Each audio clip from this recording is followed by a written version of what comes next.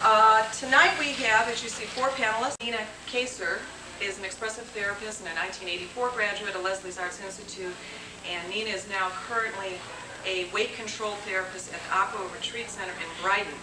In addition, Nina also is involved with giving workshops with other holistic educators. So I want to turn this over to Gail. Welcome.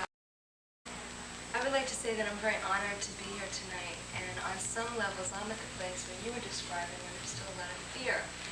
But one of the reasons that I'm here is that I want to share with you that that's not the end all. And I may come up with a couple of expressions that may sound a little cliche-ish, but have really worked for me. And one is, and you can use it with clients, the only way out is through. So therefore, in order to get from one place to another, I think it's really important to first sort of focus in on the end result of what you want, and then sort of looking at it and not denying what comes up for you in the process, but looking at them and yet sort of holding your hand, getting the woman to hold the little girl's hand or the man to hold the little boy's hand and say, it's okay, honey, you can do it, keep going.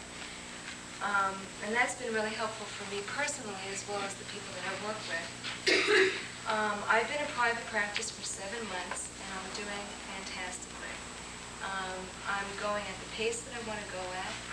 I was invited in to join 2 professional women lead empowerment workshops for women. I was invited into a cable TV talk show called Psychology Tonight, which turns out to be airing all over Boston for about 6 months. And I did not know that until the night I went into the studio. I was invited here. I was invited into the actual building and facility that I am now working, which is the Aqua Retreat Center. So I decided I would go into something that had to do with addictions, because I was involved. My supervisor works with adult children of alcoholics, and I know some other people that do that work, and also have become very interested in the whole field. And I've noticed that the weight control area is not really tapped into in a holistic way. I had worked at, I don't know if I should say the name, but I had worked at a center at a variety of franchises, different locations, as what they call a behavior educator. I didn't know what that meant. So I ended up being a fantastic therapist, honestly. And at one center, was told that I was too good and I was too much of a medical person. Another center, I was told that I was too much of a therapist. And it was becoming almost like a babysitter to people who were in great pain. I'm now working with people who have weight problems in a way that's really, hopefully, touching the real core, working from the inside out rather than the outside in. So I do expressive therapy, each modality that is appropriate for that person. I don't push anything on anybody. I do visualization, I do spiritual work, I do imagination work. And I also deal a lot with people's sexuality, either through verbal therapy or using bioenergetics. And I also do some nutritional counseling too, so I think it's really important to provide people with what they need. One way is not always the only way. There's so many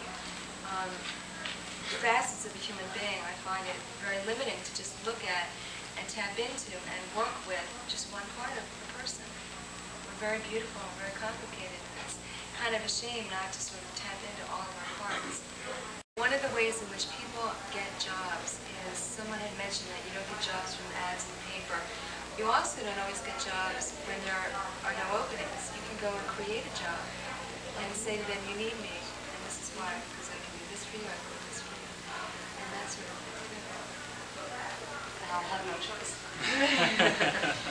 If you're honest, and if you speak in simple terms that people can understand, and you believe in what you're saying, then you really can't lose. And I guess if the match isn't right, then it's not going to work. So that student may not match with that particular company.